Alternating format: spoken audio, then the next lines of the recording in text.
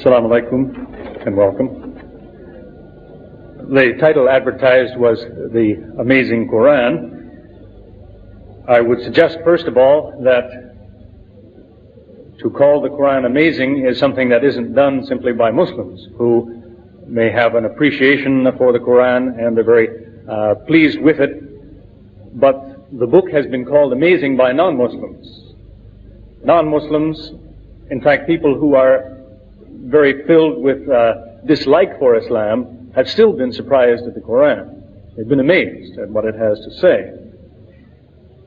So that is some of what I wanted to talk about. One thing that surprises the non-Muslim, those who are examining the book very carefully, is that the Qur'an does not appear to be what they would expect. What they know is they have an old book. It comes from 14 centuries ago in the Arabian desert. So they expect that the book should look something like that. It should look like an old book from the desert. And then they find out that it doesn't resemble what they expect. One of the first things that some people notice is that if you have a book that's old and it comes from the desert, it should talk about the desert. And the Qur'an does. Some of its imagery concerns the desert. But it also talks about the sea, what it's like to be in a storm on the sea. In fact, some years ago, the story came to us in Toronto of a man who was in the merchant marine. So he made his living on the ocean, and somebody gave him a copy of the Qur'an to read. A Muslim gave him a translation to read. He knew nothing about the history of Islam, but he was interested. When he finished reading the book, he brought it back to the Muslim who gave it to him, and he said, this Muhammad, was he a sailor? Because he was impressed at how it described so perfectly a storm on the sea.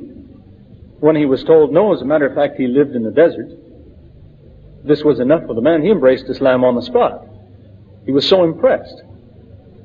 Because he'd been in a storm. He knew that who wrote this has been in a storm on the ocean, because of the description of waves within waves and the darkness between them, the precise description. It's not what somebody imagines a storm is like on the ocean, it's what somebody knows a storm is like on the ocean.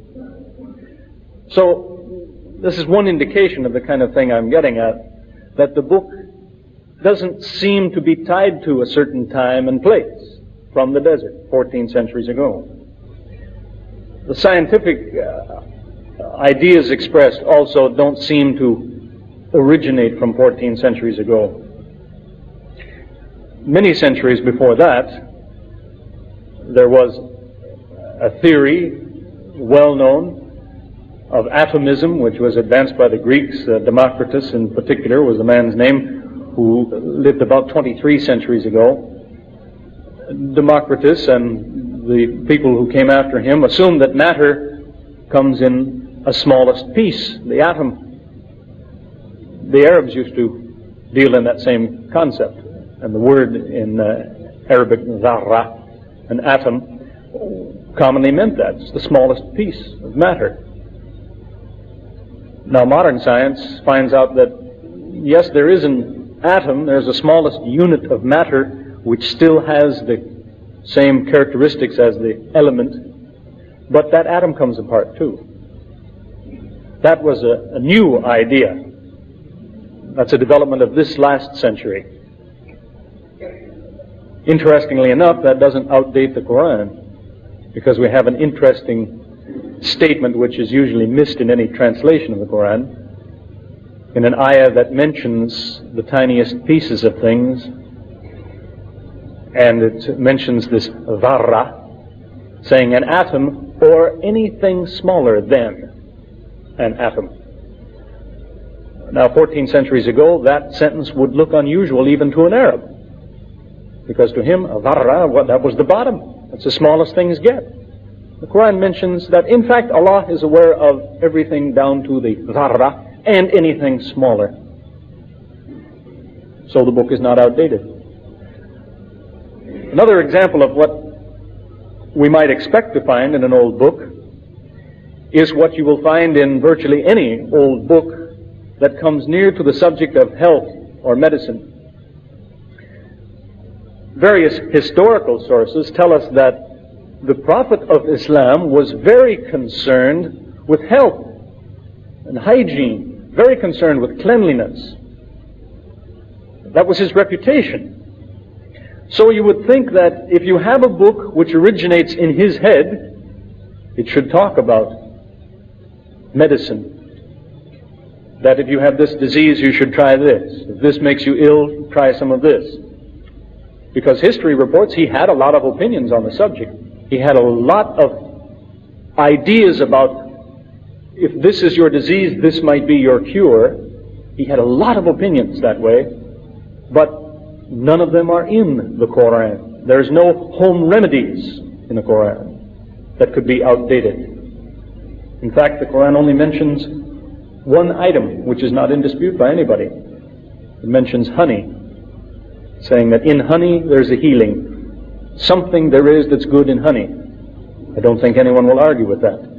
But it does not contain any of a man's opinions about what is beneficial, what's the best food to eat, or what is healthiest for you, what will cure this or that disease. Another item that can we turn this down just a little bit? Another item that you might also expect to find, if you assume this book is the product of a man's mind, is it should reflect some of what is going on in his mind. In fact, if you look up in certain encyclopedias, various books, the subject of Islam, many books will tell you that the Qur'an was a product of the hallucinations that this man had. Astaghfirullah. Well, if that's true, if it originated in some psychological problems going on in his mind, it should look like that. But does it? What kinds of things do you suppose went on in his mind and his heart? He had a very difficult life. He had 3 sons who died as infants. All of his daughters except one died before him. He had a wife of several years who must have been quite a woman, because in fact when the first revelation came to him, he ran home to his wife, afraid. I'd suggest to you that even today you'll have a hard time finding an Arab who will tell you, I was so afraid I ran home to my wife. Won't be likely to say that. But that's how influential and strong a woman she apparently was. She died. Does the Qur'an mention any of these things? The death of his children, his wife? Never. Never discusses these things. And yet they must have been the things that hurt him and tortured him, caused him pain and grief through his whole life. They never show up in this book, which is supposed to originate in his tortured mind. So I've just given so far some examples of how the Qur'an contains what you don't expect it to contain, and it's missing what you might expect should be there. A really scientific approach to the Qur'an is possible because the Qur'an offers something that is not offered by religious scriptures, generally speaking. Religions don't offer this. It's what the scientist demands. Let me explain to you what I mean. You see, today there are any number of people who have ideas about how the universe works. They have theories. You could find them all over the place. But the scientific community doesn't even bother to listen to them. Why? Because within the last century, the scientific community has demanded one thing. They say, if you have a theory, don't bother me with it unless you bring with that theory a way to prove that you are wrong, a test of falsification. Otherwise, don't bother me. That's why the scientific community listened to Einstein toward the beginning of this century, because he came with a new theory. He says, I think the universe works like this, and here are 3 ways to prove that I'm wrong. So the scientific community listened. They subjected it to the test. Within 6 years, he'd passed the tests which he offered. It doesn't prove he's right, but it proves he deserves to be listened to. Because he said, this is my idea, and in fact, try this. You want to prove I'm wrong? Here, do this. That's what the Qur'an has.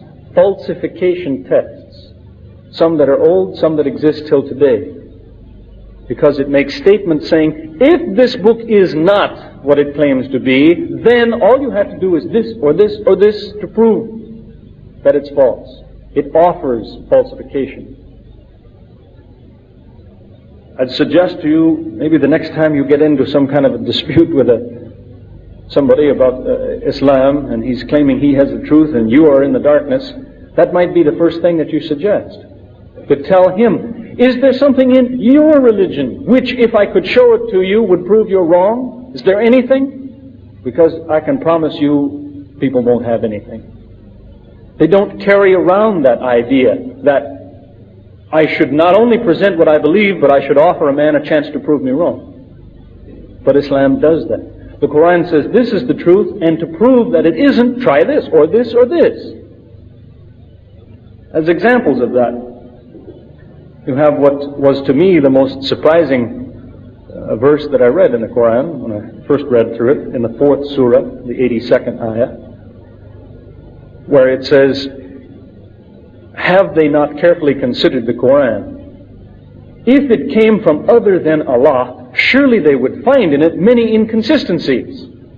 Now that is a challenge to the unbeliever. Saying to the unbeliever, you say this book is not a revelation, then of course you will show me a mistake in the book, won't you? It surprised me because that's not really even human nature to write like that. We don't take an exam in school, and when we finish the exam, we write a note to the teacher saying, this exam is perfect. There are no mistakes in it. Find one if you can. We don't do that. The teacher won't sleep until he finds a mistake. And yet, that's the way the Qur'an comes. It says, this is true. In fact, if you don't think it's true, then all you have to do is show an inconsistency, where it says this, but it says that, and it contradicts itself. It should contain many of those things, shouldn't it? So find one. But more about that later on. That's one example of this kind of thing, of offering a falsification test. Maybe more interesting to you today is that there's another attitude that comes out in the Qur'an over and over, and that is advice to the reader. It tells the reader about different facts, and then it gives the advice saying, if you want to know more about this, or if you doubt what is said here, then ask the man who knows. Ask the men of ilm. The literal expression in Arabic means today the scientist. It says, if you don't believe it, ask the man whose specialty this is. Ask the man who knows these things. He will tell you this is true. That too is a surprising attitude. To have a book that comes from somebody without training in these things, but when he talks about geography or botany, biology, whatever his subject, he mentions something and then says, if you doubt it, go ask the man. Ask the man who knows this thing. He'll tell you this is true. In every age, there have been Muslims who have followed that advice and made some surprising discoveries. If you look to the Muslim scientists of so many centuries ago, you'll find that their works are full of quotations from the Qur'an. They will tell you that they did research in such and such a place, they looked for something, and they tell you, the reason I looked there for this thing is because the Qur'an says such and so. It told me this is a good place to look. It pointed me in this direction, and I found this. The Qur'an says, for example, about the origin of man. Mentions in one place about where man comes from, and then it says to the reader, research it. Gives you a bare hint of the origin of man, and then it says to you, you should find out more about this. You should research it, and it gives you a hint where to look. That's the kind of thing that Muslims today, largely it seems, overlook, but not always. A few years ago, a group of brothers in Riyadh, in Saudi Arabia, collected all of the verses in the Qur'an that talk about the growth of the human being in the womb, embryology. They took the advice of the Qur'an. Ask the man who knows. So they wanted to find out, is what the Qur'an says? What is the truth? And so they asked the man who knows. They chose, as it happened, a man who is professor of embryology at the University of Toronto in my city. He's not a Muslim. His name is Keith Moore. He's the author of textbooks on embryology. He knows. He's a world expert in embryology. So they invited him to Riyadh. They said, this is what the Qur'an says about your subject. Is it true? What can you tell us? They gave him all the help that he needed in translation, all the cooperation that he asked for, and he was so surprised at what he found that he changed his textbooks. You'll find, in fact, as I say, one of his textbooks is called Before We Are Born. As of the second edition of that textbook, in the history of embryology, he includes some material that wasn't in the first one because of what he found out the Qur'an says, that it was ahead of its time.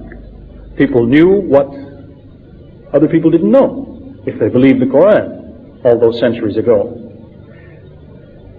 I had the pleasure just about a week ago of interviewing him for a television presentation. We talked a great deal about this. It was illustrated by slides and so on. He mentioned that, in fact, some of the things that the Qur'an said about the growth of the human being weren't known until 30 years ago. In fact, one item, he said, was new to him. But he checked on it. It was true, so he added it to his book. That in particular had to do with the description of the embryo. What is its appearance? When he read the description in the Qur'an, he thought about it. He said it's when it describes the human being that at one stage it resembles alaka, a leech-like clot. He said, I'd never thought of that before, but he went to the zoology department and asked for a picture of a leech, and it looks like the embryo. So he put both pictures in one of his textbooks. He has another one on clinical embryology.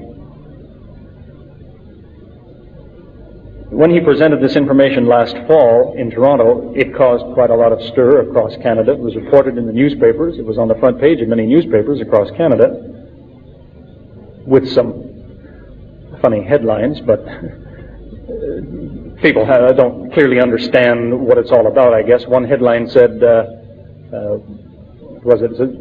surprising things found in ancient prayer book, something like this. But one newspaper reporter asked the professor, they said, don't you think maybe the Arabs might have known about these things? The description of the embryo, its appearance, and how it changes and grows. Maybe because they weren't scientists, but maybe they did some crude dissections. They carved up people and examined these things. So the professor had to point out to them that the man had missed a very important point in all the discussion. All the slides that he projected for us, all the pictures he showed us of the embryo were taken through a microscope. He said it doesn't matter if somebody used to try to discover embryology 14 centuries ago, they couldn't see it. Because all of this appearance of the embryo described in the Qur'an is when the item is still too small to see with your eye. You need a microscope to see it.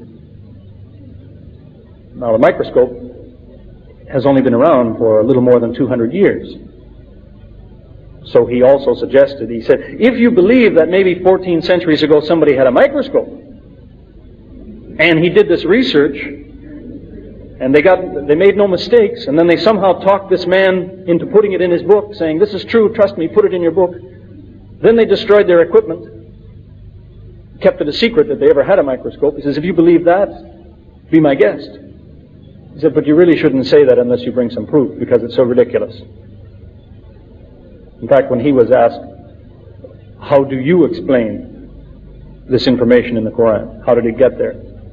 His explanation was, it can only be revealed.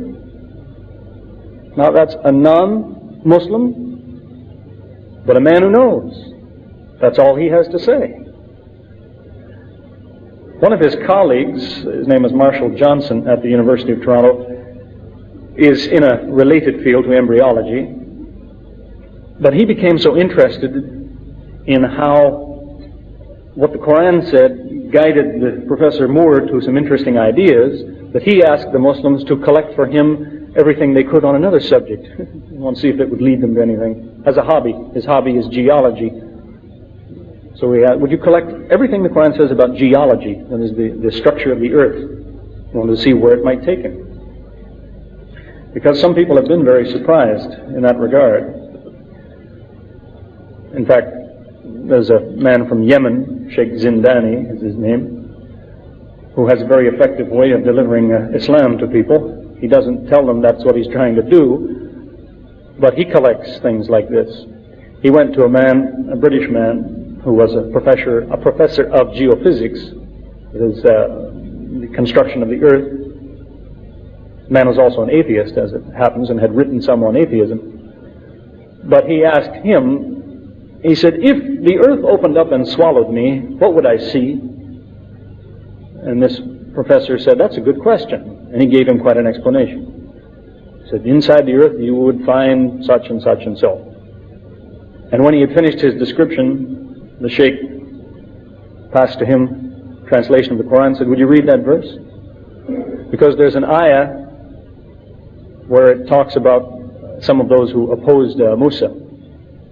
It says, if the earth was opened and swallowed them, they would see such and such and so. And here was the description the man had just given. He was so surprised that he accepted Islam on the spot.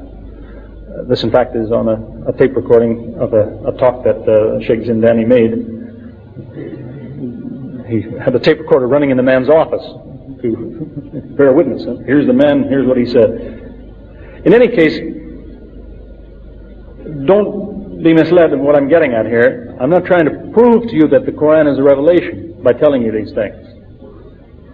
What I'm talking about here is an attitude that's in the Qur'an that you won't find anywhere else. Because the Qur'an does a very interesting thing. When it gives information like this, it often tells the reader, you didn't know this before. Now, there is no scripture that anybody has that I know of that says things like that. There are ancient writings and scriptures that many people have, and they give a lot of information, but they tell you where the information came from. You have the ancient history of the Bible, for example. And when it tells you this king lived here and this one fought in this battle and he had so many sons, then it tells you if you want more information, read the book of so-and-so, because that's where this came from. It tells you where the information came from. But the Qur'an says, in many cases, here is information which you didn't have before, but check on it. You'll see that it's true. It's interesting that that was never challenged by the non-Muslims 14 centuries ago. The Meccans hated the Muslims.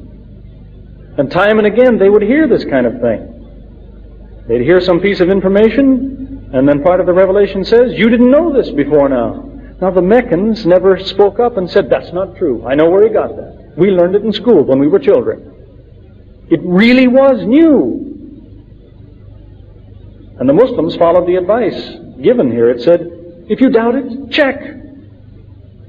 Check if you don't doubt it. So it was that when Omar was the Caliph, he chose a group of men and said, go find the wall of Dhul Qarnayn. The Arabs had never heard of it before, but the Qur'an tells you what it looks like and where you find it.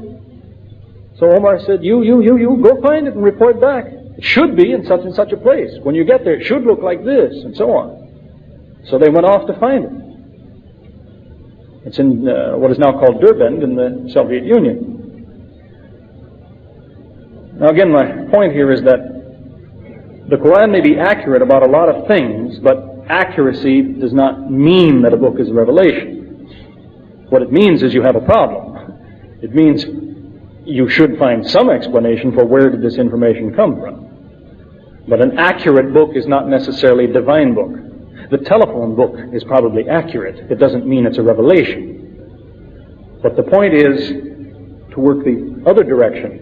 If you find a mistake, then you disqualify something. And that's what the Qur'an encourages. There was a man came to me after a lecture in South Africa last year, and he was very angry about some of the things I had to say. He said, "I'm going home tonight and I'm going to find a mistake in the Qur'an." I said, "Congratulations, that's the most intelligent thing you've said." That's what you want to tell somebody to do, because the book offers the same challenge. It says, do you think this is not what it says it is? Then try this, try this. It's supposed to make you look. It's not a book that is delivered as though you are commanded to believe it. Now read it. It's supposed to work the other way. You read it and you come to believe it because you can't disqualify it. It earns your respect because you cannot find a disqualification. Now again, I have to stress, just because you can't explain something doesn't mean that you can take the first explanation somebody offers. You see, you may have some religious groups who will tell you, look, we had a miracle last night. A man came to us, he couldn't walk, and we said some words, and he got up and he walked. How do you explain that? And if you say, I can't, they say, you see, I have the true religion. It's the power of God. Maybe, maybe not.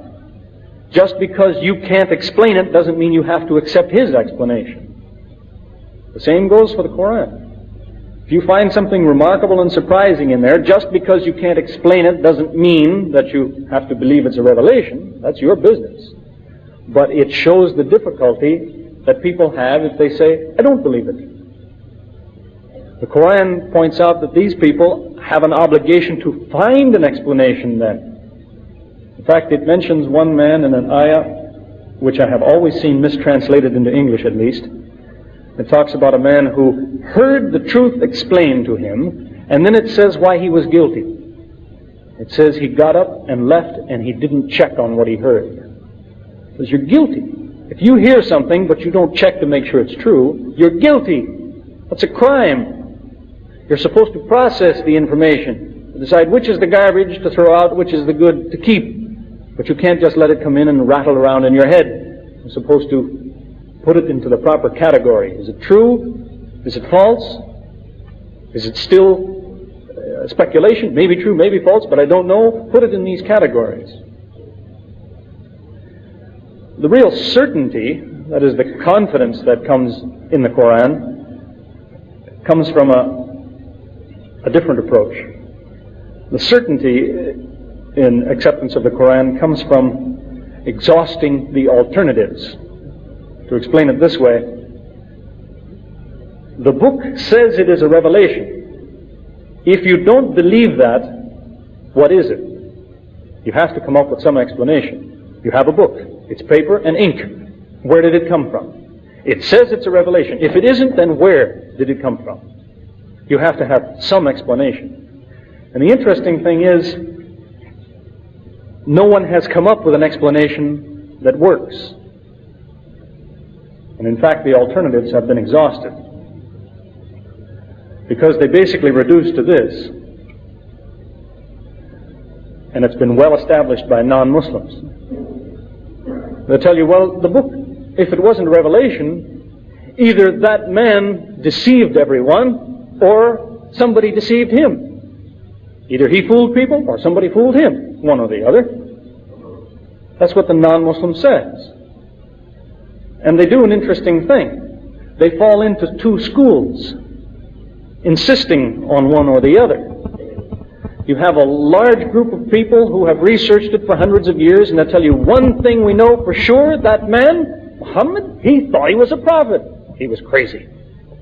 But they're convinced that he was fooled somehow.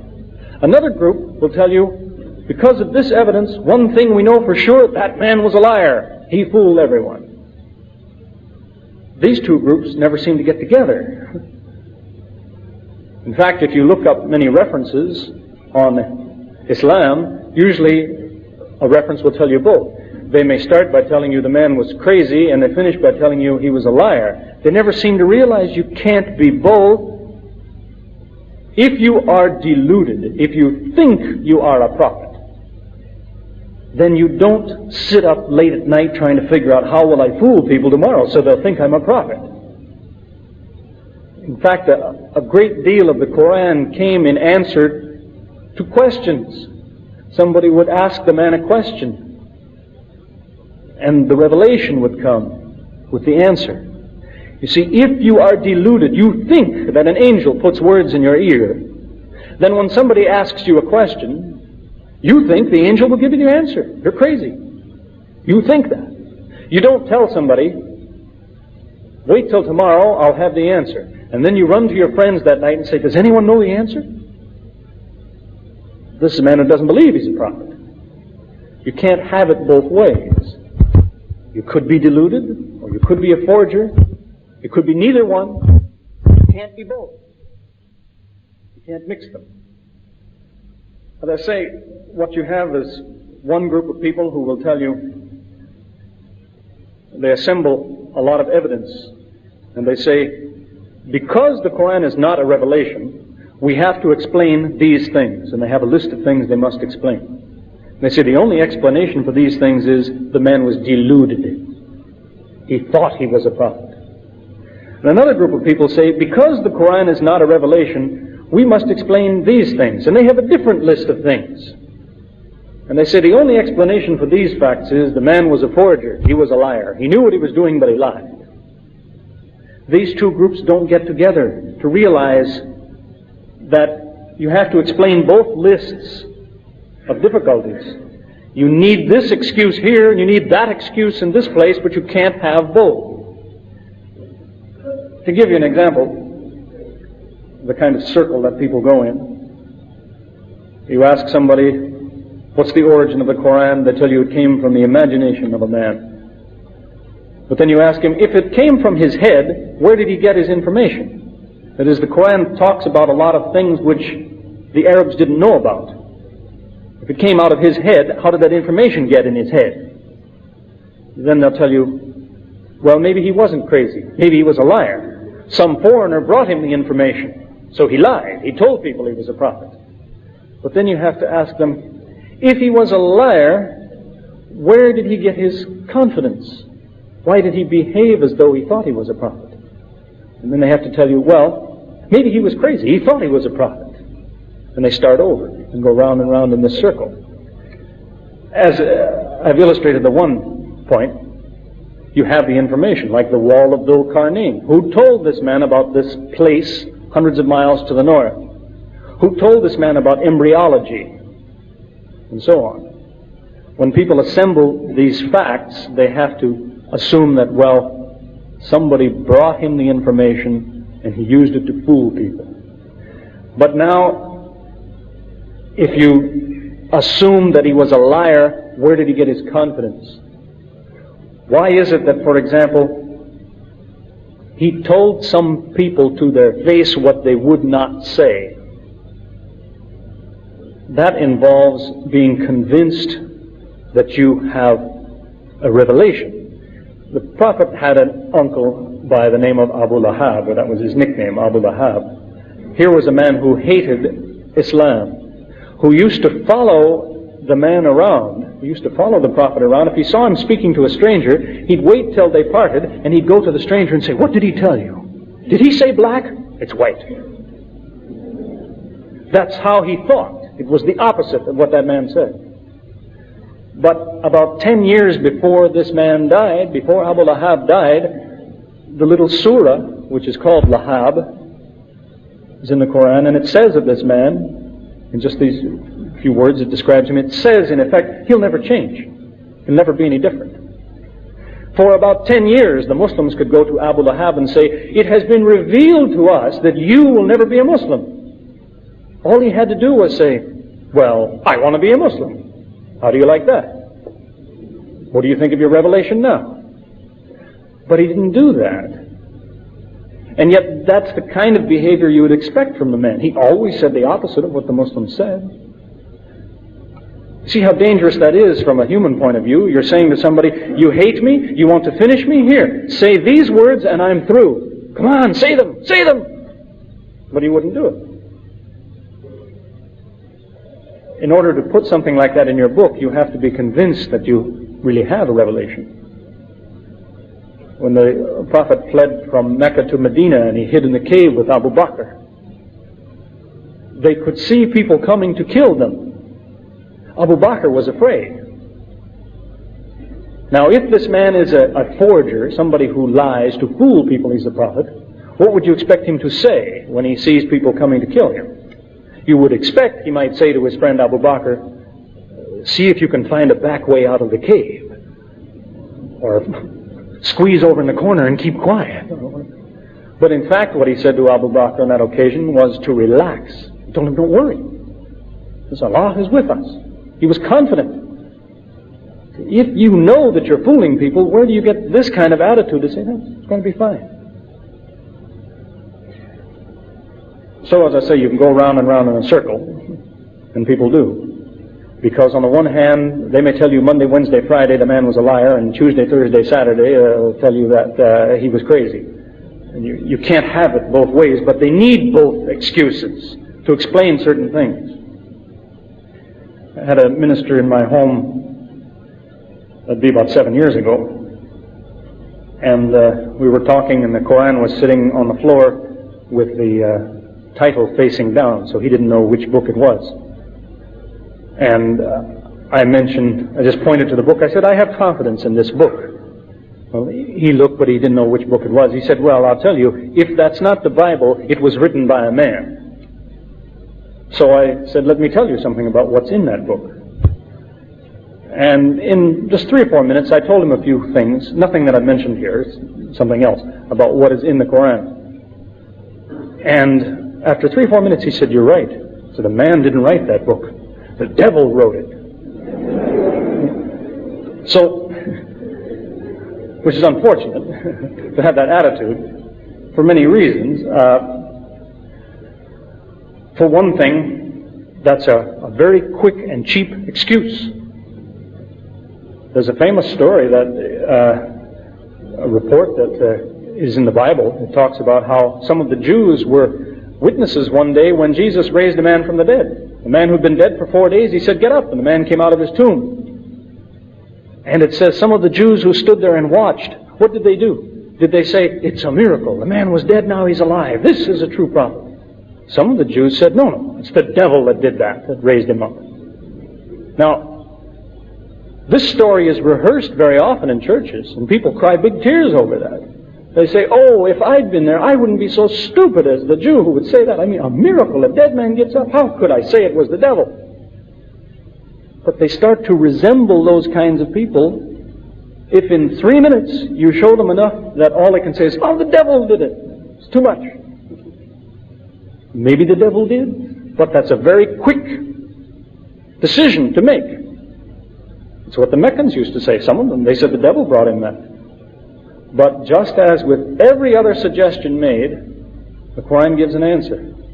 It says in one verse in particular, it says, do they say this came from Satan? Remind them of this. And it gives an argument in reply to that. There are many arguments in reply to that suggestion. For one thing, the Qur'an tells us that it says when you read this book, you're supposed to be in the habit before you read this book to say, A'udhu billahi minash shaitanir rajim, which means I take refuge in Allah from Satan, the rejected. Is this how Satan writes a book? He tells you, before you read my book, ask God to save you from me. That's very, very tricky. A man could write something like that, but can Satan do that? Can Satan put that in his book? Would God allow Satan to do that? Some people really show that they have a split mind on this. They'll tell you yes. On the other hand, these are the same people who will tell you that the devil is he's just that much less than God. Whatever God can do, probably the devil can do it too. Well, that's the attitude of somebody who says this book is so surprising, no matter how good it is, the devil could do it. Muslims don't have that attitude. Satan may have his abilities, but they're a long ways separated from the abilities of Allah. It's as I say, it's a cheap and quick excuse. It should also bring us back to think about that verse I mentioned before. Even the devil should contradict himself when he writes. And the Qur'an says, if it didn't come from Allah, you should find some contradictions in this book. There's another attack sometimes made, or another direction that people come from. They may tell you that, well, your prophet was a liar and he was deceived. That is, he fooled himself. There's a name for that in psychology. They call it mythomania. It means you tell lies and then you believe them. You say, that's what he was. You see, he told lies, but then he believed his own lies. The problem with that idea is that mythomania cannot deal with facts. See, the Qur'an talks about facts, things you can go and look and see that they're true. The mythomaniac can't do that. Facts are a problem for him. The psychologist, the psychiatrist, tries to treat a man by confronting him with facts. If a man is mentally ill and he says, I'm the King of England, the psychologist doesn't say to him, you are crazy, you're not the King of England. He doesn't say that. He confronts him with facts. He says, you say you're the King of England? Tell me, where is the Queen today? Who is your Prime Minister? Bring me the army. Or something like that. So the man has trouble trying to deal with this. He has to make excuses. The Queen, she's visiting her mother. My Prime Minister, he resigned. He has to make excuses because the facts give him trouble. And this is how he's cured. If you keep putting enough facts in front of him, finally he faces the reality and realizes, I've been deluded. That's the way the Qur'an approaches everyone who reads it. There's an ayah which says, in these words there is a healing. Now this is part of the meaning of that. It's therapy. It heals crazy people. By telling them, you think this, you think that? Well, don't forget this. Have you considered such and such? That's the repeated kind of attitude throughout the Qur'an. It's saying, oh man, do you say so and so, but what about such and such? Oh man, have you said so and so, but didn't you also say this? How can you try that when you know this? It's always putting the facts in front of you, pushing your nose into what is relevant, what matters. So it heals you of your delusions. That's at least one aspect of the meaning of that verse. Maybe that has not always been as appreciated as it should be. There are till now some people who will tell you that the meaning of this verse is that there's medicine in the words of the Qur'an. Maybe. I know of a man who was quite ill, and so somebody took a page from the Qur'an and they poured water on it and they washed all the words off and they put the ink in a glass and they said, you drink this. It will heal you. Well, maybe. That would be one understanding of those words. I personally don't think so, but maybe. But certainly, people are healed of their craziness by the words of the Qur'an. It has, this type of thing, confronting people with the facts, has come to the attention of a lot of non-Muslims. In fact, you'll find an interesting reference in the New Catholic Encyclopedia. Now, here is the Catholic Church that has been around for so many centuries. The Qur'an is a problem for them. It says it's a revelation. So they study it. They would love to find proof that it isn't. They would love to find an explanation for what is it really, but they can't. At least the Catholic Church has been honest in its scholarship. They don't take the first quick excuse. In the New Catholic Encyclopedia, in the article on the subject of Qur'an, the Church says that over the centuries, many theories have been offered as to the origin of the Qur'an. And in their own words they say, today no sensible man accepts any of these theories. This leaves the Christian in some difficulty. See, listen carefully to what they're saying. They're saying for somebody who says the Qur'an came from here, it came from there, they have this idea, this theory. The Church says in 14 centuries we still haven't heard a sensible idea. There is no sensible man that believes any of these suggestions as to the origin of the Qur'an. That's why they say it leaves the Christian in some difficulty. It leaves him in a lot of difficulty. He'd like to explain it, but he hasn't been able to yet. So that's maybe a second point I'd suggest, that when you meet someone who says, oh, the Qur'an, it came from here or there, they say, I can explain it. I have an idea where it came from. Tell him, go talk to the Catholic Church. They'd love to hear from you. They're waiting for an explanation. If you've got it, they might buy it from you. Because at least they've been honest enough to admit that in 14 centuries, they haven't found one yet. So it is not an easy thing to dismiss. Other groups of people have been a lot less honest than that. They'll quickly tell you, oh, the Qur'an, it came from here, it came from there, without examining that to see, is that thing at all possible, or can you explode it, push that away? In fact, most recently, the leading intellectual in the Catholic Church, Hans Kung is his name. He's been around for a lot of years, and he's highly respected in the church, sort of the intellect of the church today. Recently, after studying the Qur'an, he gave his opinion. He said, God has spoken to man through the man Muhammad. Now, that's his conclusion as the leading intellect in the Catholic Church. I don't think the Pope agrees with him, but this is what the leading intellect of the church says, because he's facing the reality that it is not easily pushed aside, that in fact, God said these words. So as I say, if somebody has a better idea, they should go and talk to the church about it. Or they should find a new possibility. But I think that we have exhausted the possibilities. If the book is not a revelation, then it is a deception. And if it is a deception, what is its origin? And where does it deceive us? I'll come back to that in a moment, but I'd also like to point out that it may seem I'm discussing some things that there are surprising things you find in the Qur'an taken from ancient times, but there are surprising things found that have to do with our modern times. That is, the Qur'an is not an old problem, it's still a problem today.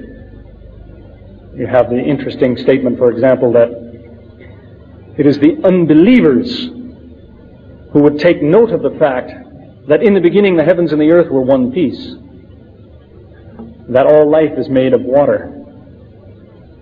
Well, that's what they awarded the 1973 Nobel Prize for. A couple of unbelievers have talked about the origin of the universe, how it began from one piece, which they keep verifying till now. That life is made of water is probably wouldn't have been a very easy thing to convince people of 14 centuries ago. If you stood in the desert and told somebody, you see this is made of water, mostly it's water. That had to wait for the invention of the microscope to find out that cytoplasm, the basic substance of the cells, is 80% water.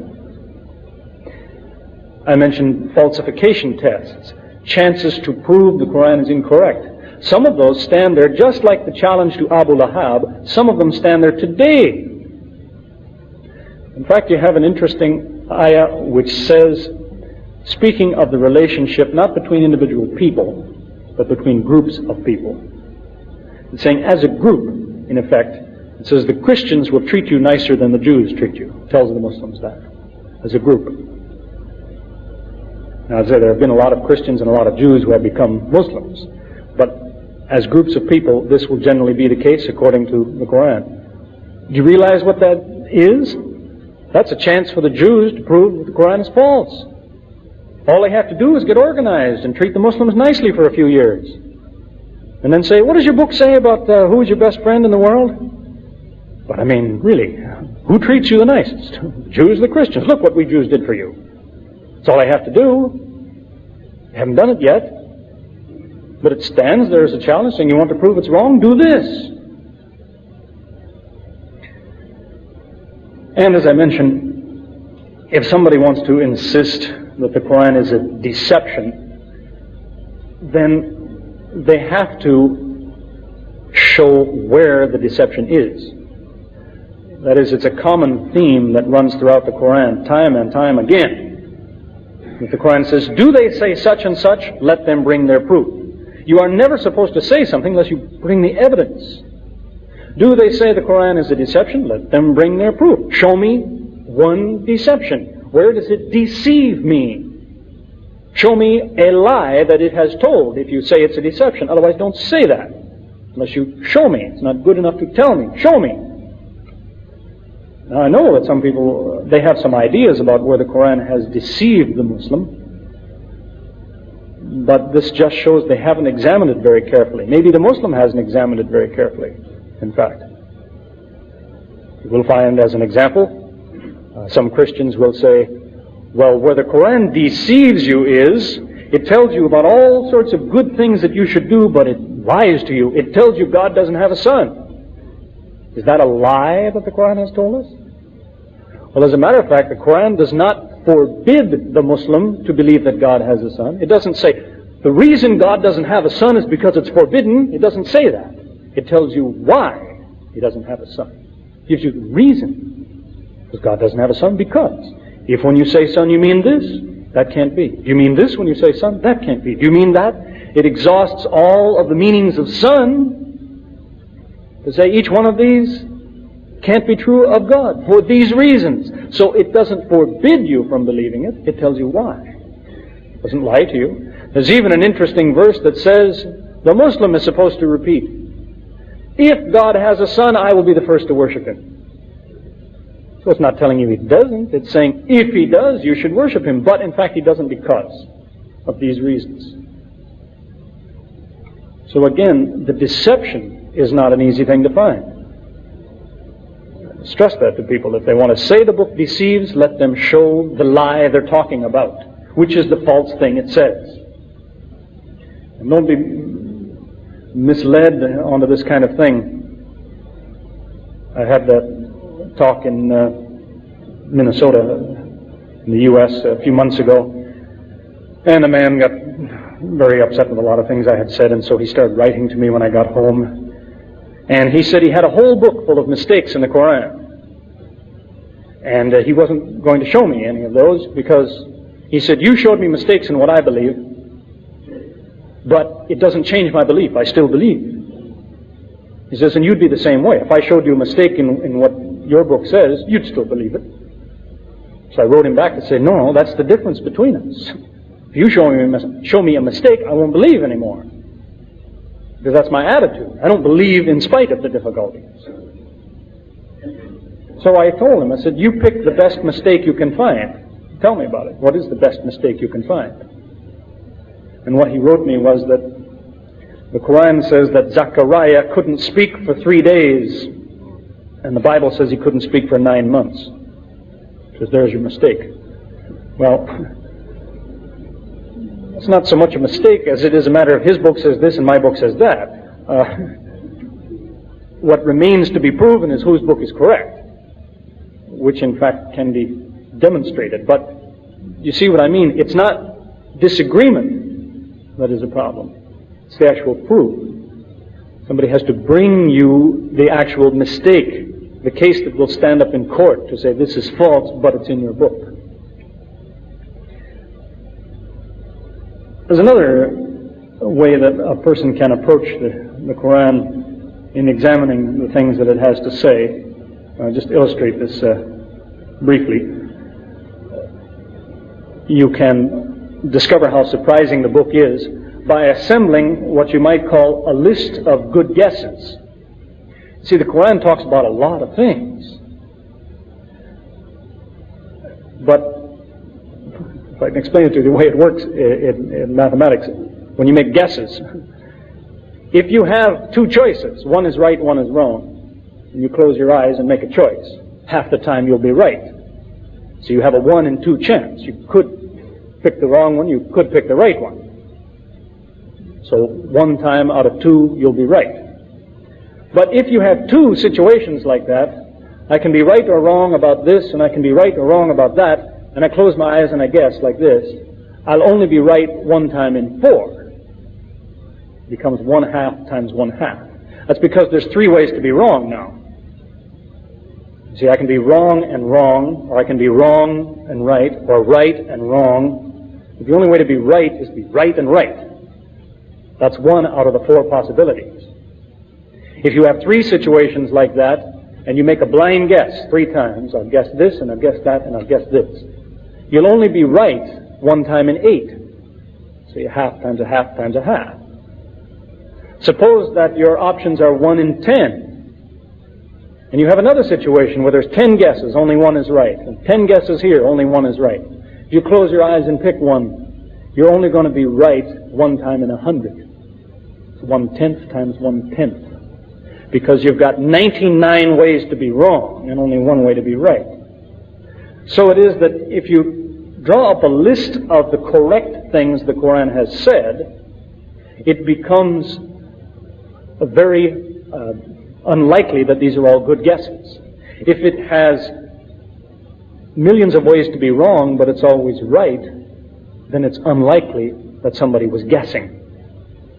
I'll give you 3 examples that already make the odds 1 in 8.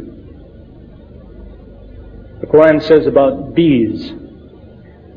It speaks of the bee which leaves its home for gathering food. And it says in this ayah that this bee is female. Now a person might guess on that, say, well, the bees that you see flying around, they could be male, they could be female, I think I'll guess female. He has a 1 in 2 chance of being right. So happens the Qur'an is right. It also so happens that's not what most people believed at that time. Can you tell the difference between a male bee and a female bee? It takes a specialist to do that anyway. But the male bee never leaves the home to gather food. In fact, in Shakespeare, in his play Henry IV, some of the characters are talking about bees, and they mention that the bees are soldiers and they have a king. That's what people thought in Shakespeare's day. They thought the bees you see flying, these are men, bees. And they go home and they answer to the king. Well, that's not true. Those are female. They go home, they have a queen. But it took modern investigation in the last 300 years to realize that that's the case. The Qur'an is right. But it had a 50-50 chance of being right. But here's another situation where it could have guessed incorrectly. The Qur'an talks about the sun and how it travels through space. Now, if the sun is moving through space, there's at least 2 options. It could be traveling just as a stone would travel if you threw it, or it could be traveling with its own motion. The Qur'an says it has its own motion. It uses a form of the word sabaha, which if you use that word and you talk about a man, if you say he did this yasbah along the ground, you don't mean that somebody rolled him, you mean he's walking. If you say that of a man in water, you don't mean that he's floating, you mean he's swimming. If you say that of the sun, you don't mean that it's just flying through space, you mean it's turning as it goes through space. Well, the Qur'an says the sun turns. Is that an easy thing to discover? Can you tell the sun is turning? If you look at it, you can look for a second or two and you have to look away. You don't see any marks on it. You don't see anything after a few seconds. But in modern times, the equipment was made available to project the image of the sun down onto a tabletop so that you could look at it without being blinded. And then you see that after all there are spots on the sun. And they move. And the sun turns once every 25 days. So it is turning. But that's a modern discovery. A lucky guess. But the odds are 1 in 4 about getting both of these guesses about the bees and the sun correct. And another indication would be to think back 14 centuries ago, people probably didn't understand about time zones. That back at home right now, my family's having breakfast. But it's dark here, and the sun just came up there. See, 14 centuries ago, a man could only travel about 35 miles a day. And if he traveled from India to Morocco, it took him months. And probably when he had supper in Morocco, he thought, back at home they're having supper now in India. Because he didn't realize he has moved across the time zones. But the Qur'an is aware of that. It tells you in an interesting ayah, it says that when history finishes, when the judgment day arrives, it will happen in an instant. History ends in an instant. But it mentions that in that instant it will catch some people in the daytime and some people in the nighttime. So which Muslim scientists have been aware for 14 centuries. If they believe that, they said, well, at some time on the earth it's day and night at the same time. That's not a thing that's obvious to your eyes or to your experience, but the Qur'an mentions that. So again, it's a good guess. And you can draw up a long list of good guesses, and the odds become very high that these are all guesses. To do this kind of thing is following in the best tradition of the Muslims, to investigate that way. The Qur'an expects this kind of challenge. You see, if I said to somebody, I pick out somebody here, I said, I know your father, I met your father. Probably he's in doubt. You just came here. How do you know my father? For all I know, he has no. His father is dead, for all I know. He's saying, how could you have met my father? Tell me, is he a tall man, short, bald, does he have a beard, does he wear glasses? Where did you meet him? But if I keep giving him all the right answers, finally he may say, I guess you know my father. I don't know how, but I guess you know him. The Qur'an is in the same situation. It says that it originates with the one who originated everything. So you have a right to say, convince me.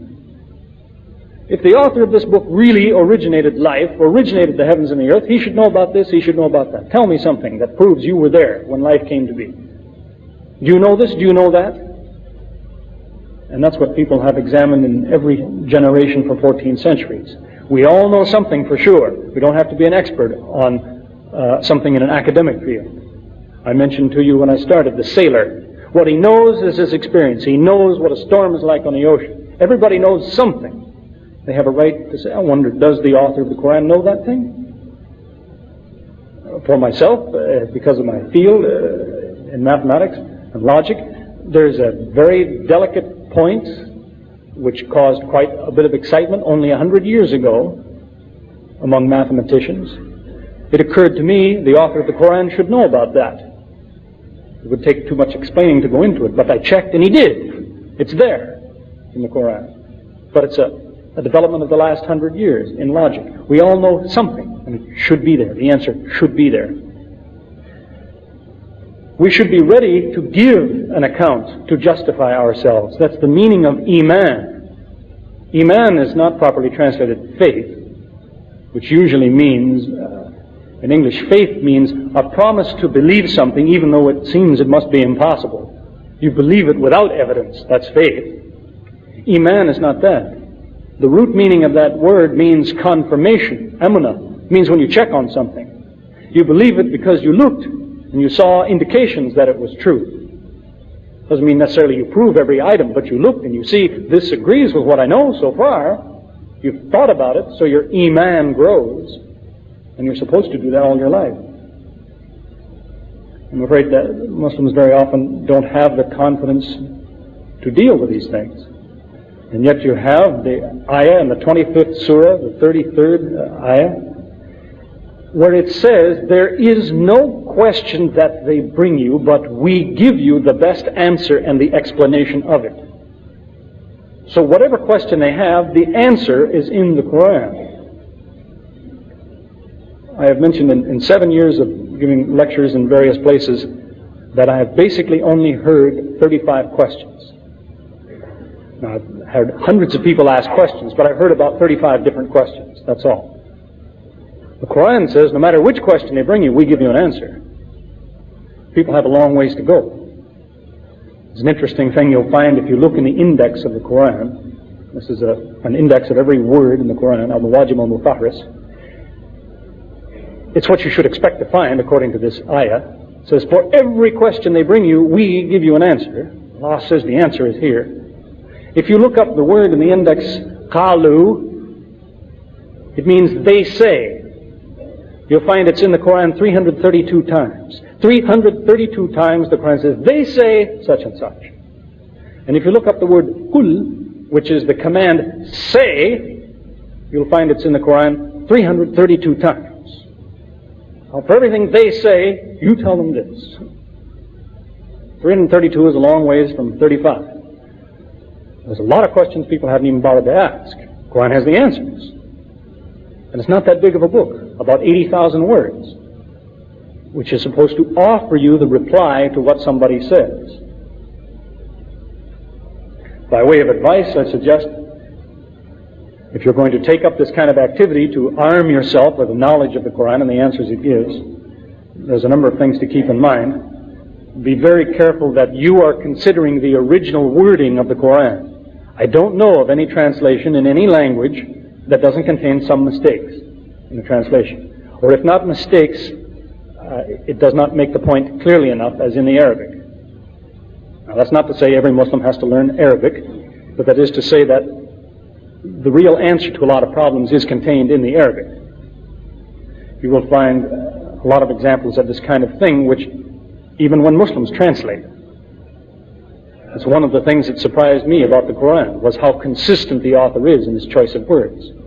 If he tells a story one way, he doesn't trip himself up in another place by telling it in a different way. Don't be fooled by this kind of thing. We have in Toronto a group of people whose mission in life is to convert Muslims away from Islam. And the Muslims always go to the lectures that they put on. They find it very entertaining, in fact. And recently, a man gave a talk and he was explaining how, he said, if you Muslims paid more attention to the Qur'an, you might be Christians. Because look what the Qur'an says here about Jesus. It says he is ayat lil alameen, a sign to all the worlds. Do you see that? It doesn't say that about your prophet. But it says of Jesus, he's ayat lil alameen. Think about that. You might be a Christian. So a friend of mine asked when the question period came, he said, I want to sort out the confusion. You said that because I read that Jesus was ayat lil alameen, I should be a Christian. What should I be when I read in the Qur'an in this place where it says Firaun was ayat lil alameen? Which religion will that lead me to? Because it says the same thing about Pharaoh. The exact same words describe Pharaoh as describe Jesus in this case. They're very different kinds of people, of course, but they have this in common. But if you're not aware of that, a person can be fooled in this way. The man who said this probably knew that, but hoped that the Muslims didn't. Or maybe he didn't know. Doesn't matter, he'll keep using it. I know this man, and that's his reputation.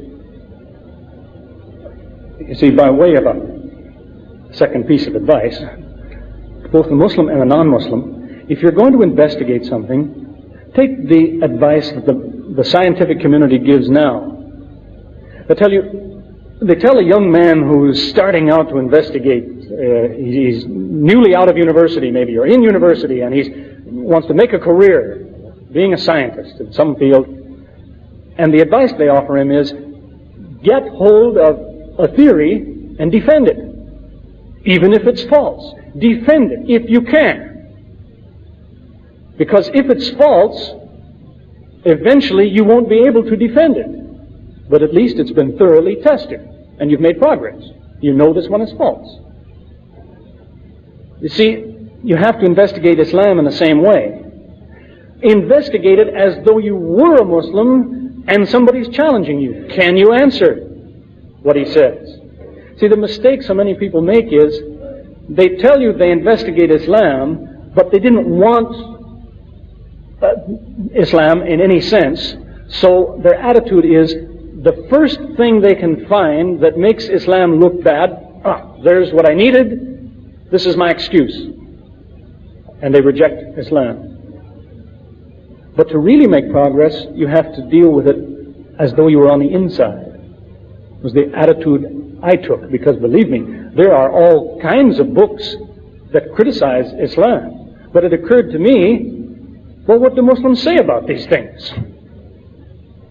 If there's all these criticisms, why is anybody a Muslim? Maybe the Muslims have answers to these things. And in fact, they do. Some of the answers have been around for 14 centuries. It doesn't matter. People keep using the same excuses. In fact, it was only a few months ago somebody handed in a question to me on paper after a talk. They said, what about this mistake in the Qur'an, where it says that the mother of Jesus was the sister of Aaron? So that's a confusion. Miriam has been confused with Miriam. Miriam was the sister of Harun. Miriam lived hundreds of years later and was the mother of Jesus. So your book has a mistake in it. See, for 14 centuries the Muslims have explained, no, this word here translated in this way does not necessarily mean a sister, it means a woman from that family. It means she was descended from the family of Aaron. It's a figure of speech. You say sister of Aaron, you mean from the family of Aaron, not necessarily literally Aaron. No, no, no. Some missionary groups will tell you it's a mistake. Well, if they want to call it a mistake, be my guest. Do you know that the Bible says, on the subject of Elizabeth, the mother of John the Baptist, the mother of Yahya, it says she was the daughter of Aaron. You tell them that and they say, no, no, no. You see, daughter doesn't mean daughter. It means great-great-great-great-great-great-granddaughter.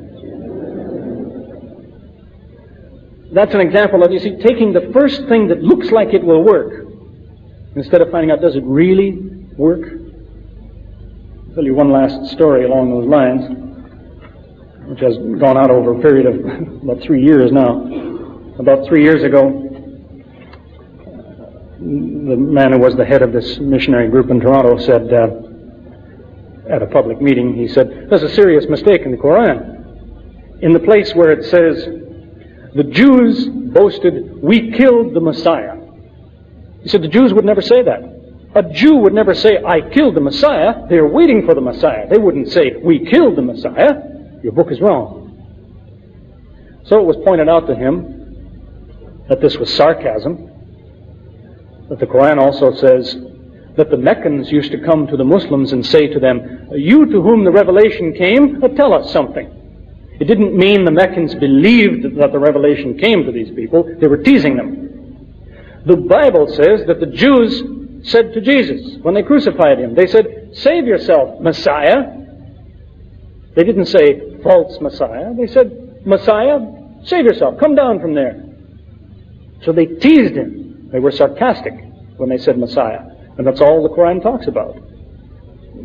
Didn't matter to this man. 2 years later, one of his students came to a talk that I gave.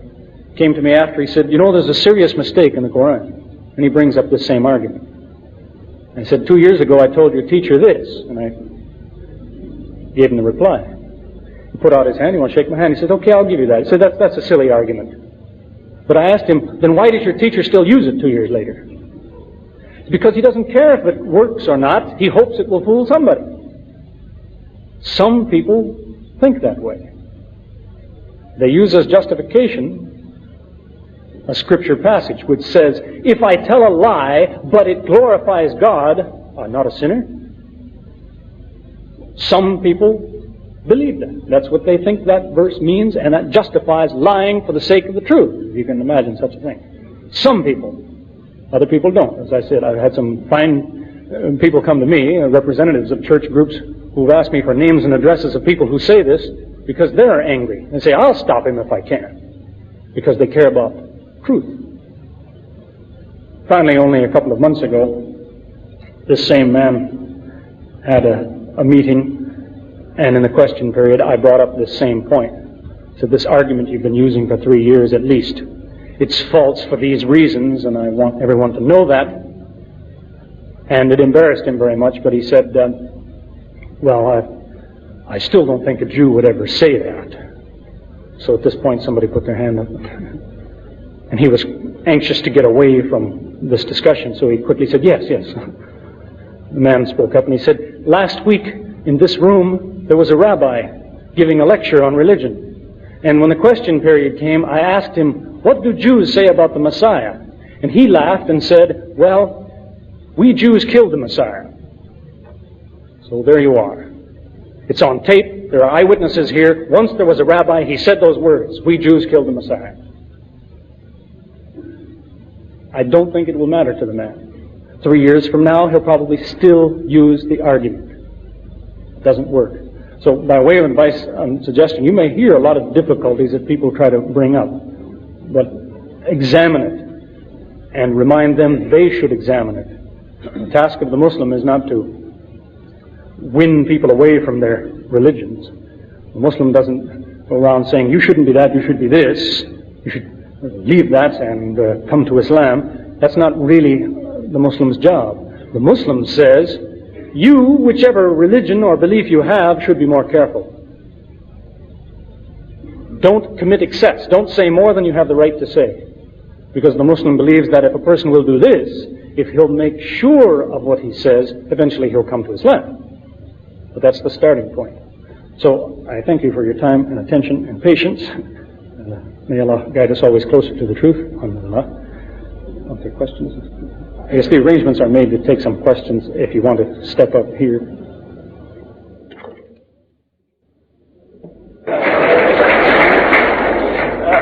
I would just remind me of a couple of things to mention. The Qur'an is also often called by the description of Majid, and Majid is not that far from what you might say is amazing. I mean, it is glorious, it is surprising, and the revelation too is spoken of in one ayah. It says to the Prophet, when it is revealed to you, it says Ajibta. It says, you marvel, you're amazed.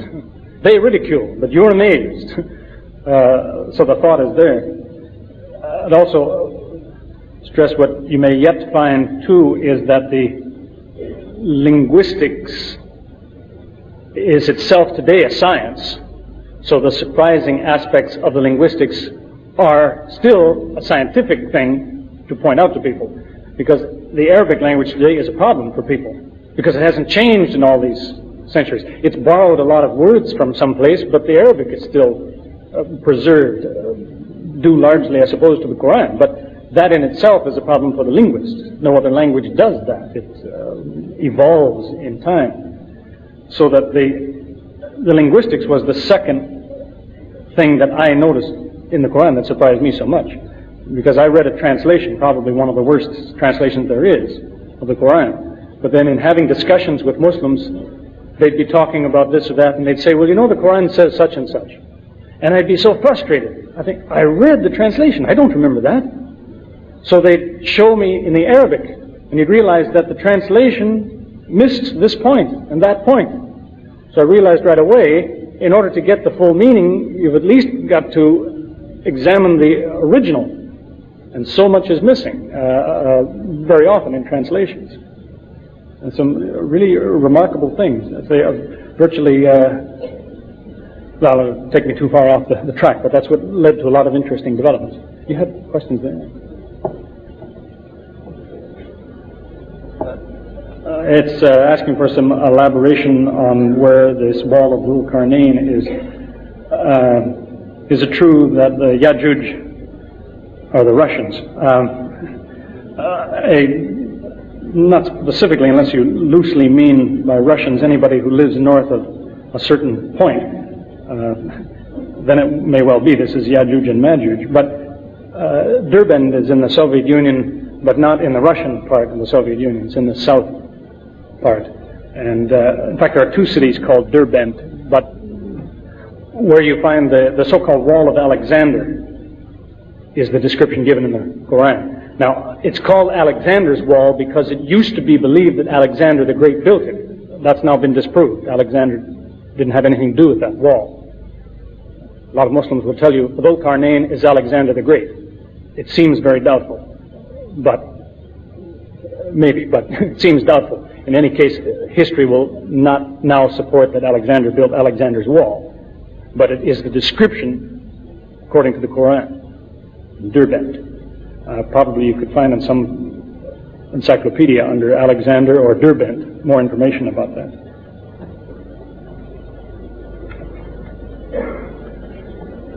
What is the best English translation of the Qur'an? Well, what I usually tell people to do is get as many as you can. Because if you don't know the Arabic, at least when you read, compare how the translations are of the same verse. And if each author translates the verse just about the same, then the chance is you're getting most of the meaning out of it. But if they have different translations for the same verse, then there must be a difficulty. Then you should inquire from someone who knows, what is the problem? Why do they have trouble with this Arabic?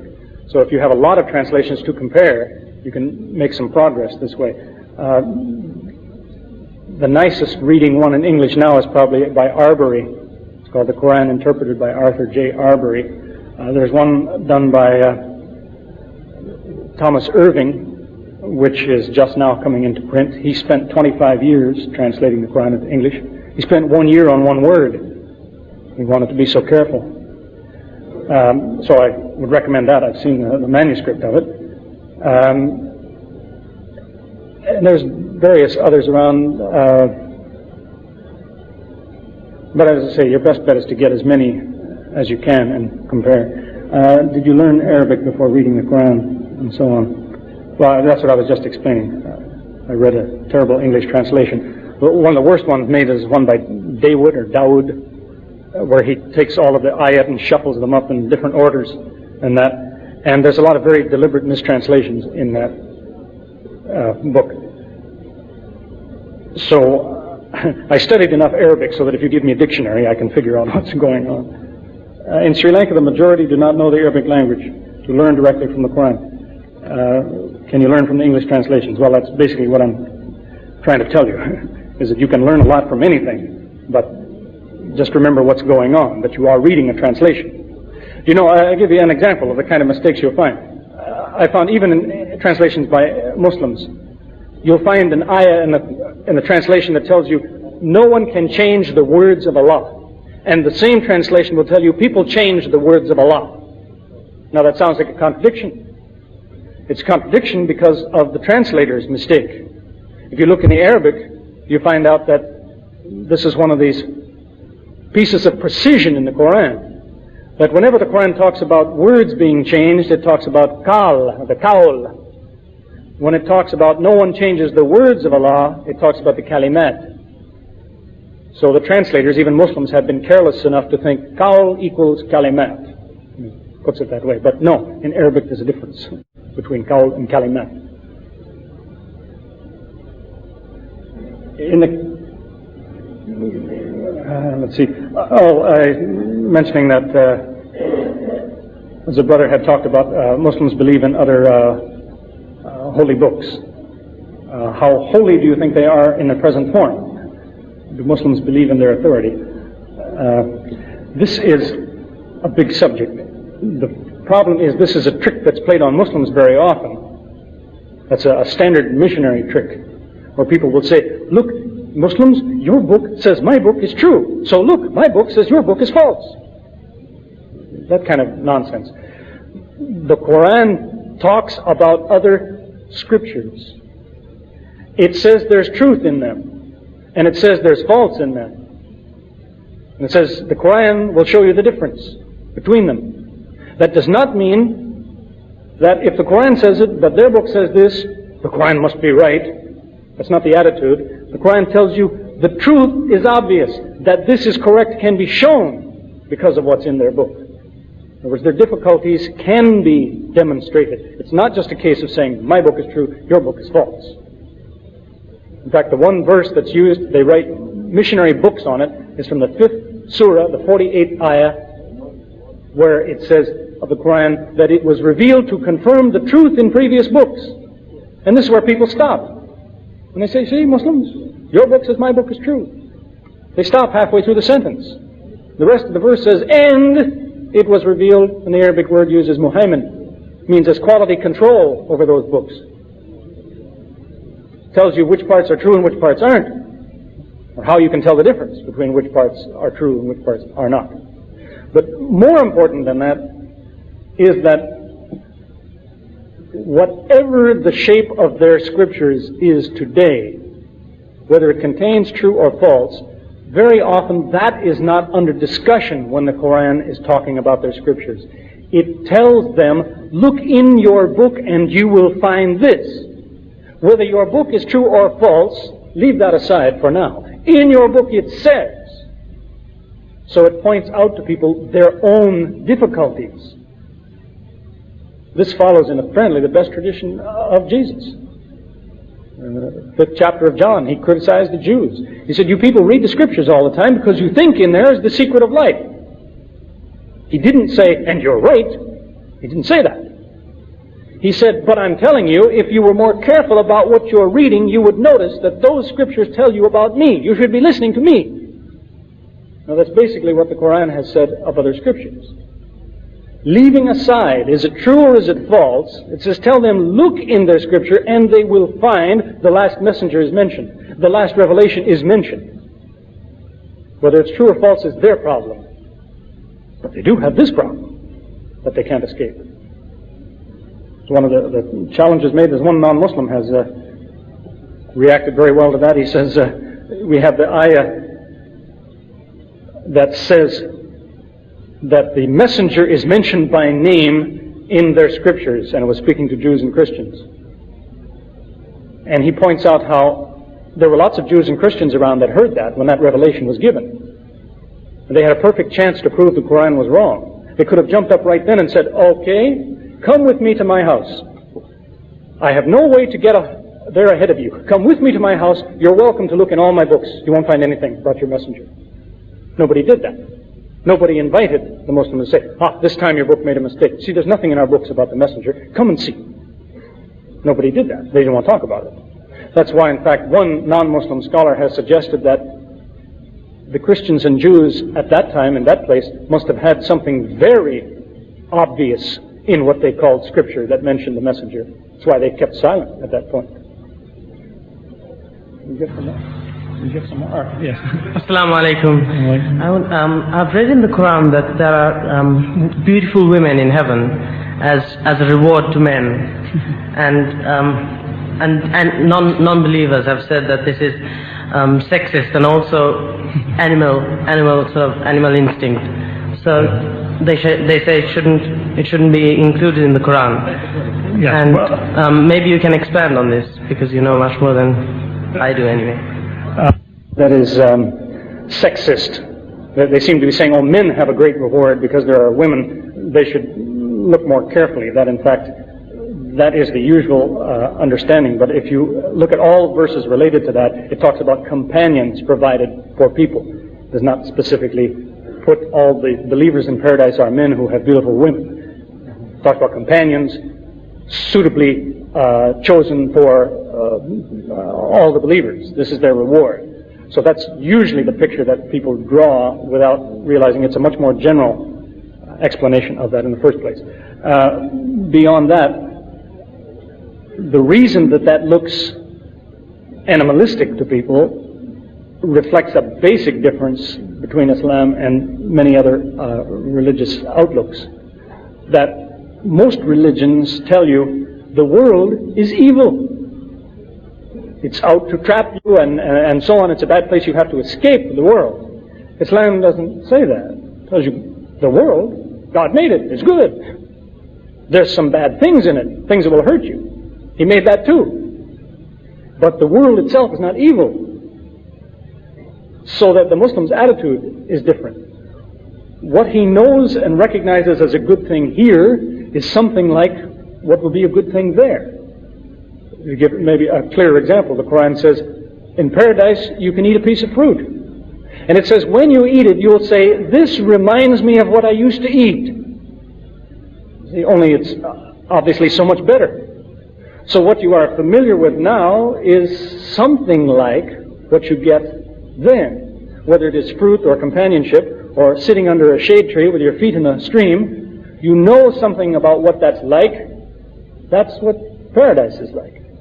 And that's that's a basic difference in outlook between Muslims and others. That primarily, most religious systems encourage the idea that your means and your ends are different. What you want can be different than how you get it. That the end justifies the means. They tell you, you want justice? Well, you have to treat some people unfairly for a while, then you get justice. The Muslim says, no. You want justice, you practice justice. You want truth, you tell the truth. You don't tell a few lies until the truth comes, then you tell the truth. That the goal and the method are the same kind of thing. So, if you want to establish the truth, you speak the truth, and you will get a reward like that. One of the rewards of paradise is, it says you won't hear anybody talking nonsense in that place. If that's what you want, a reward to be in a place where nobody talks silly, then you have to now put a stop to silly talk. You see? Same thing. So that's why in the Surah Al-Asr, one of the four things, the difference between those who are lost and those who have success, it says, وَتَوَاصَوْا بِالْحَقِّ. It says they confront one another with the truth. It means that a Muslim could not be sitting and he hears somebody talking here and it's foolishness. He says, oh, well, it's not my business. He has an obligation to somehow bring to their attention the truth of the matter. In some way, at least to say, I heard what you said, it's not true, but excuse me, if you want to know more, come and see me, or something. But you have to say something. Then you get a place like that. What's that? Oh, there's companions and that? Well, that's metaphorical only in the same sense as the fruit is, you see. That if the Qur'an says you eat a piece of fruit and it's telling you when you eat it, you'll say, this is something like what I used to eat. Well, it means then it must be different. So it's not exactly fruit like we know fruit. But in a way that is familiar to us, it's something like fruit. That's what I'm saying of companions. You might say metaphorically, in that it could be companionship and it would remind us of what good companionship is like, but then again it's something we don't imagine. It's so much better than that. So that paradise is familiar, but more than you can expect. Okay? Let's see. A medical student once posed this question: how can we say the Quran is authentic? To prove it, should you refer to hadith? Well, I don't know what help that would be. To refer to hadith, if you mean the Quran is true because I have a hadith that says so, that won't prove anything to anybody. But the authenticity of the Quran was the thing that I was trying to talk about, that you have to eliminate the possibilities. If somebody says your book is not a revelation, then you have to ask him, tell me, what is it? What is it then? If he says it's a lie, you say, show me a lie. Where did it tell a lie? If he says your prophet was a lunatic, say, show me a crazy thing. If he tells you he was a liar, show me the lie. If he was a lunatic, how do you explain his information? If he was a liar, how do you explain his attitude? So you have to give it back to someone to say, if you claim it is this, you have to prove it's that. I can show you why it can't be that. So you establish it by eliminating the alternatives. Question from a non-Muslim: so the Quran has proved itself with the past. What has it got to say about the future? Oh, yes, a great deal.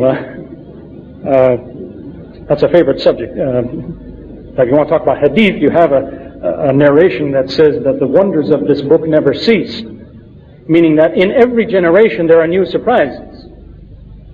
History may continue for 10,000 years, and there will still be Muslims saying, I never noticed that before. That's amazing.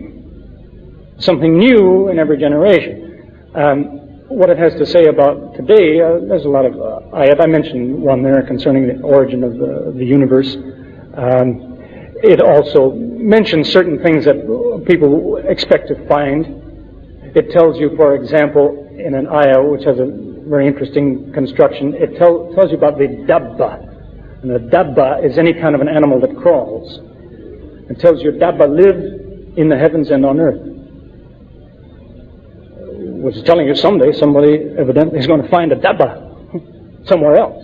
Some crawling, living thing, someplace else. Because it mentions the dabba in the heavens, the earth, and the places in between them. So as far as you see and where you are and all the places in between there's dabba. No one's found one yet, but see, that's the thing that when it is found, the Muslim can say, I knew it. It must be true. The Quran says so. That's an example of that kind of thing. It mentions what some are now, in fact it was just in the newspaper that I was looking at, let's see, the brother's got on his knee there now, when it's talking about Halley's Comet, is due to appear in February, March, 86. It tells you where do all these comets come from. It talks about a thing called the Oort cloud, which is like, you might say, a shell around the solar system, containing these balls of ice and rock, and this is where the comets seem to originate. So the theory goes, and they named the place after this astronomer named Oort. But that seems to be what the Qur'an is talking about when it talks about a wall, a division, a barrier, a line, a boundary at some certain distance as you leave the earth. Remains open to discussion, but that's the kind of thing that the early Muslim astronomers, mathematicians, biologists, medical men, chemists, and so on, that's the kind of thing that guided them. They'd see some little thing in the Quran and say, that looks interesting, what will I find if I look? And they found a lot of surprising things. Okay. Oh, I'm sorry, I've got still more here. You referred to the Messiah being killed by Jews. Isn't it true the Messiah was substituted and will return? I didn't say the Messiah was killed by the Jews. I said that's what the Jews said.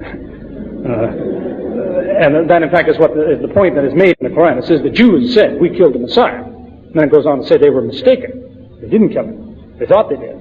That's what it looked like. It does not specifically say in the Quran that somebody was substituted.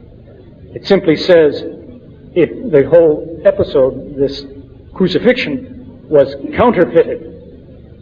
It's probably the best translation. It's a form of the word sabha. Yes, it is. No. It was the word. You have the two kinds of verses. What are the two kinds of verses in the Quran? The muhkamat and the mutashabihat. Yeah, shabha. Shabha. It was made doubtful. So it may mean they killed the wrong man. It may mean they killed nobody. But what we know is they didn't kill the Messiah. That's what the Quran has to say.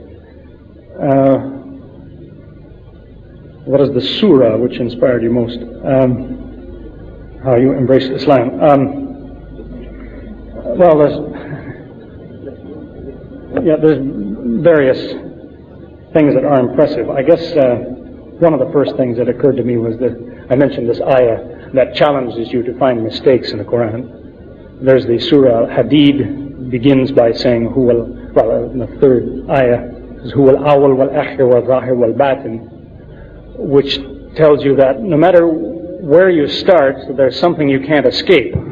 Something there is which is first, last, outermost, and innermost. And look in that place. That's where you find God. And of course, the Surah Al-Ikhlas. That's one of in just these few words, there's a wealth of material there. Somebody asked the Prophet one time, where did God come from? And he didn't say, as most Muslims say today, this is a Satan's question. It's a very good question. He quoted that surah. It gives at least 4 answers to that question. Each ayah gives you an answer. It would take a lot of discussion to go into it, but each verse of that tells you what's wrong with your question, or what is the answer to it. That was impressive to me. Does the Quran mention anything about purda? Well, it's not exactly on the topic, but the word purda, of course, is not in the Quran. I imagine everybody knows that.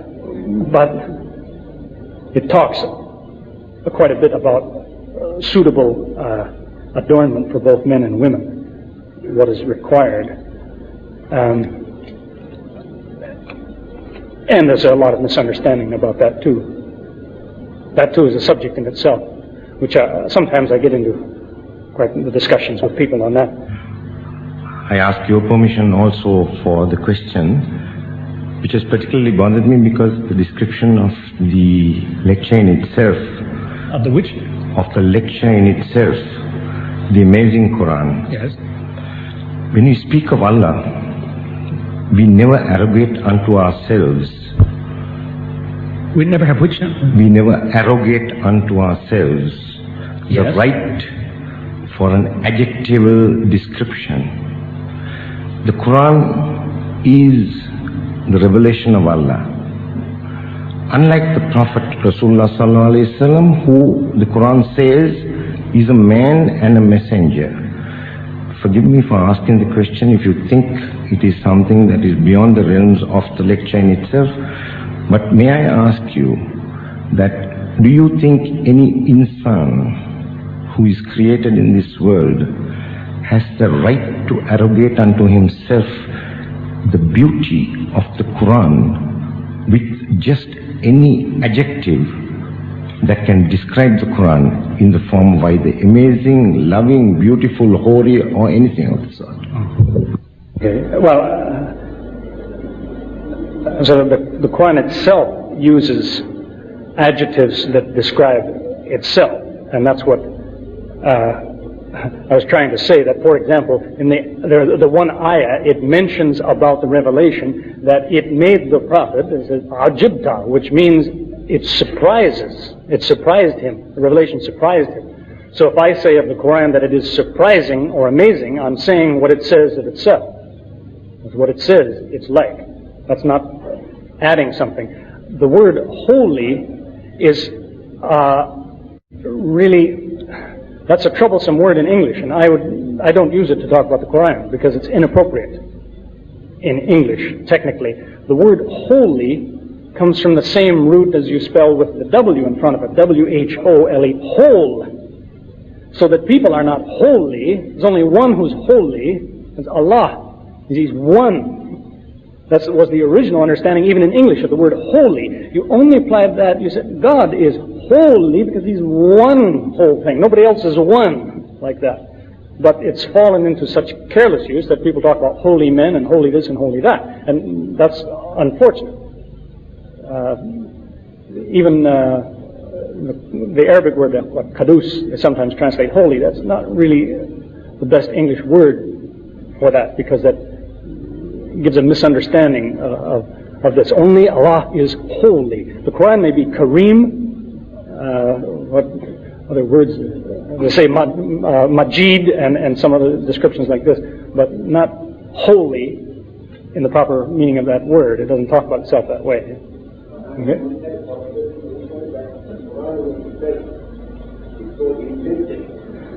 That it's humanly not possible to use the academic description of the revelation, because it is part and parcel of what Allah is to us, because we see Allah only. Yes, I suppose.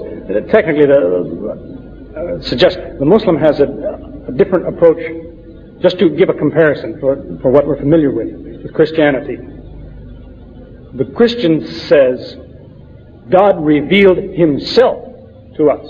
The Muslim says, no, God can't reveal Himself. Man can't absorb this. But He revealed His will. He revealed what He wants you to know. So that's, I think, what you're talking about. That the speech of Allah is what He wants you to know. It's not Allah. So you couldn't describe it that way. That's what, usually when the Muslim and a Christian use that word revelation, they're talking about different things. It's happened to me many times. Somebody say, what does God reveal to you? I say, He told me what He wanted me to know. They say, no. What did He reveal? Well, now he's talking about something else. It means something he can't explain. It means how did He, I don't know, light a fire under you or something. Because that's what they mean by revelation. And that's not really the concept in the Quran. A tanzil is information, something given to you. But that's maybe, I don't know if you want to go into an argument that was old 1,000 years ago. People argued about, was the Quran created or uncreated? And, argued that for a long time. Is there anybody else? Because I don't know what our time limit is.